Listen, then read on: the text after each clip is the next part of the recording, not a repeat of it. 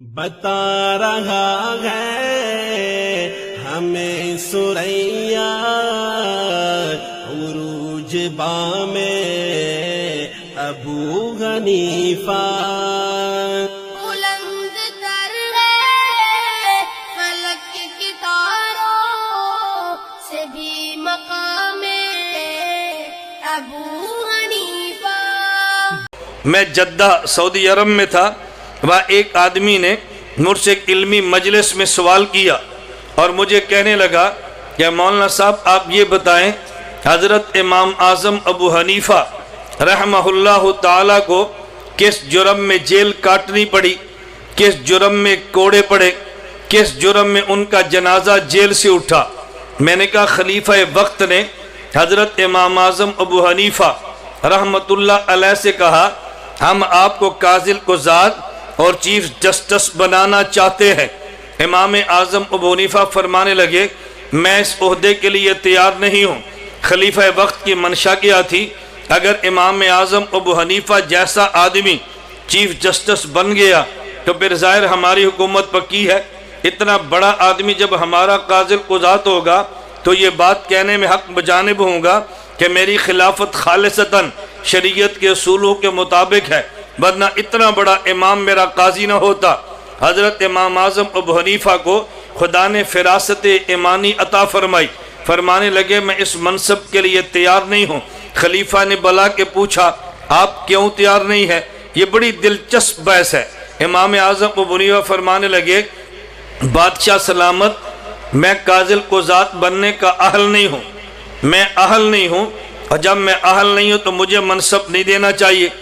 اب بادشاہ کہنے لگا آپ چیف جسٹس بننے کے اہل ہیں۔ امام صاحب نے فرمایا کہ میں اہل نہیں ہوں۔ اس نے کہا جی آپ اہل ہیں۔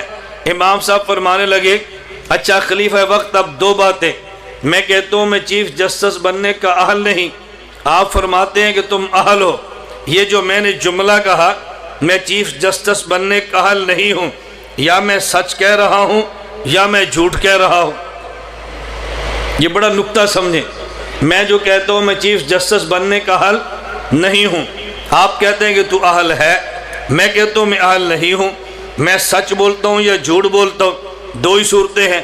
اگر میں سچ بولتا ہوں تو واقعتاً میں اہل نہیں ہوں، نہ اہل کو چیف جسٹس نہیں بنانا چاہیے، اور اگر میں اہل ہوں اور جھوٹ بولتا ہوں تو جھوٹے آدمی کو بھی چیف جسٹس نہیں بنانا چاہیے۔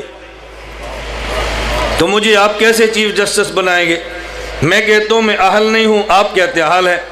اگر میں سچ بولتا ہوں میں اہل نہیں ہوں تو نہ اہل کو چیف جسٹس تھوڑے ہی بناتے ہیں، اور اگر میں جھوٹ بولتا ہوں تو جھوٹے آدمی کو چیف جسٹس بنا نہیں سکتے، جھوٹا آدمی قاضی کیسے ہو سکتا ہے؟ اب بادشاہ دلیل کے سامنے امام صاحب کے سامنے خاموش ہو گیا، لیکن بادشاہ وقت تھا، کہا جی کوڑے مارو، امام صاحب نہیں مانے، جیل میں ڈال دو، امام صاحب نہیں مانے، بالآخر زہر ڈال دے کے شہید کروا دیا گیا، امام صاحب پھر بھی نہیں مانے۔ مجھے وہ جدہ میں ایک شخص کہنے لگا کہ مولانا یہ بتائیں اس امت کا پہلا چیف جسٹس، اس امت کا پہلا قاضی القضات کون ہے؟ میں نے کہا قاضی امام ابو یوسف، امام اعظم ابو حنیفہ کے شاگرد۔ اب ان کا سوال، مجھے کہنے لگے اگر چیف جسٹس بننا ٹھیک تھا تو امام ابو حنیفہ کیوں نہیں بنے، اور اگر چیف جسٹس بننا غلط تھا تو امام صاحب کے سب سے بڑے شاگرد امام ابو یوسف کیوں بنے ہیں؟ اگر ٹھیک تھا تو خود کیوں نہیں بنے، اور غلط تھا تو کام ان کے شاگرد نے کیوں کیا ہے؟ اب آدمی ٹھیک کہے تو پھر پھنستا ہے، اگر غلط کہے تو پھر پھنستا ہے۔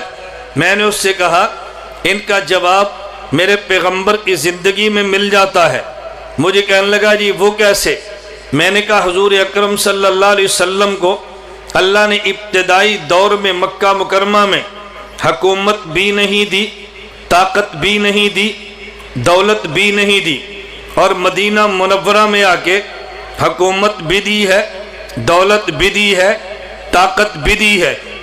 اب مجھے بتاؤ اگر یہ تینوں چیزیں ٹھیک تھیں تو مکہ مکرمہ میں کیوں نہیں دی، اور اگر یہ تینوں چیزیں غلط تھیں تو پھر مدینہ منورہ میں کیوں دی ہیں؟ اگر ٹھیک تھی تو مکہ مکرمہ میں کیوں نہیں دی، اور اگر غلط تھی تو مدینہ منورہ میں کیوں دی ہیں؟ اب اس کے پاس تو جواب نہیں تھا۔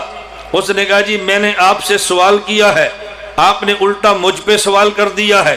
میں نے کہا تجھے اس سوال کا جواب ملا تو اس سوال کا جواب بھی ملے گا۔ مجھے کہتے ہیں جی دونوں کا جواب آپ دے دیں۔ میں نے کہا بات توجہ سے سمجھنا، اگر ابتدائی دور میں مکہ مکرمہ میں اللہ اپنے نبی کو دولت بھی دیتے، اپنے نبی کو حکومت بھی دیتے، اپنے نبی کو طاقت بھی دیتے، تو جن پیغمبر کے غلاموں نے حضور پاک کا کلمہ پڑھا تھا ان کے ایمان پہ اعتراضات تھا۔ انہوں نے کلمہ اس لیے پڑھا، بلال کمزور تھا، اس کا کلمہ پڑھوں گا تو میرے سر پہ طاقت کا ہاتھ آ جائے گا، غریب کلمہ پڑھتا، میں کلمہ پڑھوں گا مجھے دولت مل جائے گی، لوگ کلمہ پڑھتے ہمیں حکومت میں عہدے مل جائیں گے۔ اگر مکہ میں خدا حکومت طاقت اور دولت دیتے، پیغمبر کے صحابہ کلمہ پڑھتے تو لوگ اعتراض کر سکتے تھے، انہوں نے کلمہ دولت کے لیے پڑھا ہے، ان نے کلمہ طاقت کے لیے پڑھا ہے، ان نے کلمہ حکومت کے لیے پڑھا ہے۔ خدا نے ابتدائی طور پہ یہ چیزیں پیغمبر کو نہیں عطا کی تاکہ ان کے کلمہ گو کے ایمان پر اعتراض نہ کیا جا سکے۔ بالآخر مدینہ منورہ میں خدا نے دولت بھی دی ہے، خدا نے طاقت بھی دی ہے، خدا نے حکومت بھی دی ہے، یہ بتانے کے لیے کہ حق انہی کا تھا، شروع میں اس لیے نہیں دی تاکہ دشمن اعتراض نہ کرے۔ میں نے کہا امام اعظم ابو حنیفہ اگر چیف جسٹس بن جاتے، آج دنیا کا 80% مسلمان فقہ حنفی کے مطابق چل رہا ہے تو لوگ اعتراض کر دیتے یہ فقہ حنفی دنیا میں اس لیے بنی ہے کہ جس امام کے مقلد ہے وہ امام چیف جسٹس تھا، حکومت اس کے پاس تھی، طاقت اس کے پاس تھی، اس نے طاقت کی بنیاد پہ لوگوں کو اپنا مقلد بنا لیا ہے، فقہ حنفی کو عام کر دیا ہے، امام کا جنازہ جیل سے اٹھا ہے، دنیا میں 80% مسلمان فقہ حنفی قبول کر رہے ہیں، امام کا جنازہ جیل سے ہے، شاگرد چیف جسٹس بنا ہے، امام نے قبول کیوں نہیں کیا تاکہ اعتراض نہ آئے، شاگرد نے قبول کیا کہ حق ان کا تھا۔